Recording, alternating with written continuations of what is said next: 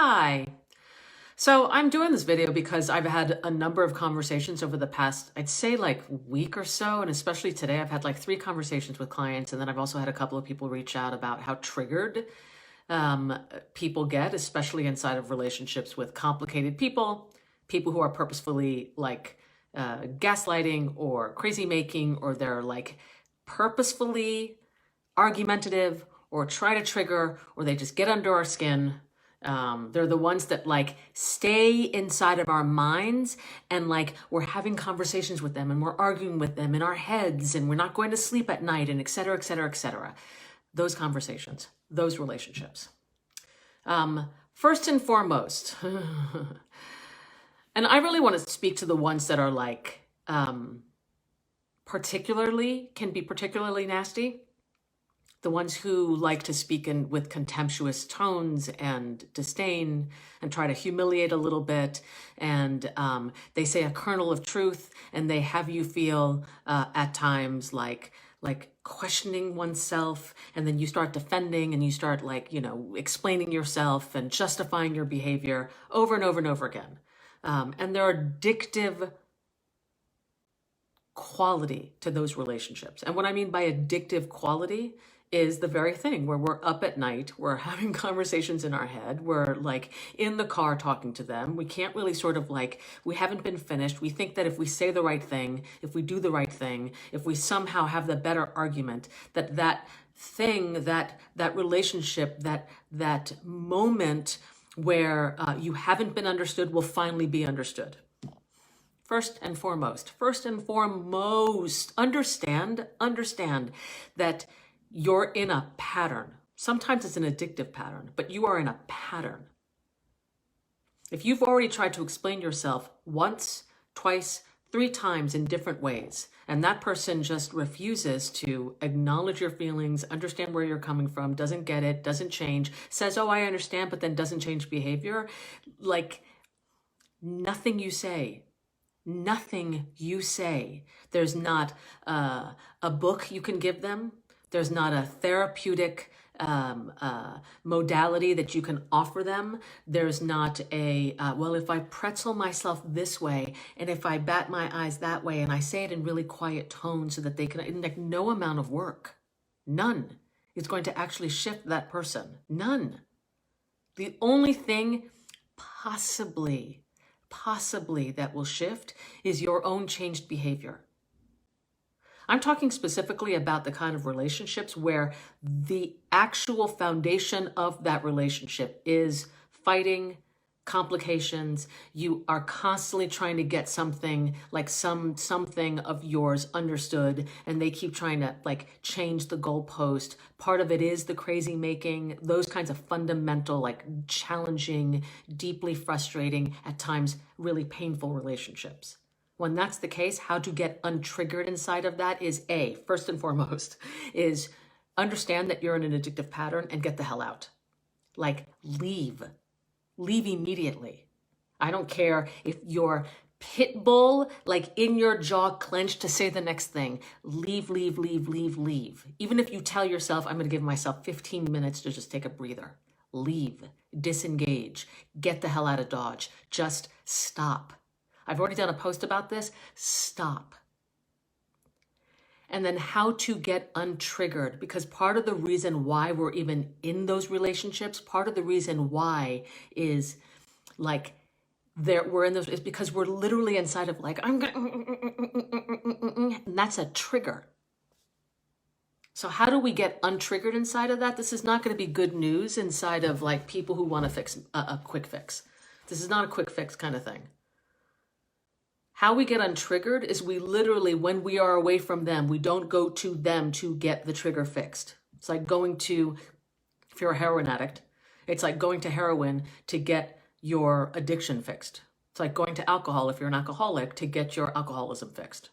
It's like going to, I don't know, like you literally can't get the problem fixed with the problem. So get yourself away from that person and then lean in.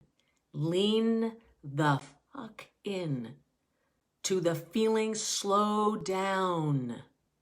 The problem is not with that person. You're going to be convinced 100% that the problem is with that person because they've probably done a lot of shitty things. And so on the surface, it will be with that person. But the reason why you are like a dog with a bone in your jaw hooked onto that relationship is nothing to do with that person. You wouldn't be there. If you had something that wasn't like the thing that actually is the magnet to that, you would have walked away a long time ago. So one thing is to realize that you're in sort of like an illusion in that moment where you are convinced you want to point the finger, but when you tell people about what that person did and what they're doing and et cetera, et cetera, et cetera, you're like, your focus is going to be one over there, over there, over there. What you want to do is stop that and then put the focus, slow down, breathe. Then breathe again. And then breathe a third or fourth and fifth time. Where is it in my body? Is it in my chest? Is it in my throat? Is it in my belly? If it's in my belly, what quality is it? Is it clutching me? Is it grabbing me? If it's grabbing me or clutching me, if it had a voice, if it could say something, what would it say? Sometimes that's a dangerous thing to say, or sometimes it's a dangerous thing to ask because it'll start to focus over there. You want to bring yourself back. You constantly want to keep the attention on yourself and where in your body that trigger lives. Because the illusion is that it lives over there, and we keep wanting to fix the thing over there, and it's not. The trigger is over here. And so first we want to acknowledge the fact that we have no control over that person. As infuriating as that is, as humiliating, as frustrating, we have no control over that person. And so to get in our bodies about it and to finally figure out, what the hell? Why do I keep going back to this well and it's dry? Why? Slow down. I came from a family that was like highly argumentative, addictive, argumentative, violent. It was like scary. And for a while afterwards, I would get into these relationships that were like highly, highly volatile. And I kept thinking, because it was true, because I kept picking people who were like that, them. My nervous system was so wired towards those kinds of things that I had to slow myself down and unwind my nervous system. So how to get unflappable and untriggerable is to actually start leaning into the places where we get flapped. I don't even know if that's a word, or triggered. It's not a quick fix. So if I have something around rejection, I'm going to see rejection everywhere. Or it's going to like loom large. And the uncomfortable thing I have to do is actually lean into the place in my body that holds and feels and sees the world as a place of rejection waiting to happen. And where it usually leads me back, usually, is a memory or a place or something in my body that never got resolved. And then there is just to be with those feelings. Be present to that in myself. Sometimes I need help inside of that. I'll need a coach or a therapist or a journal, or I need to dance it out of my body, or I need to move, or I need a friend. And I need someone else to like give me sanity, hold me in that space.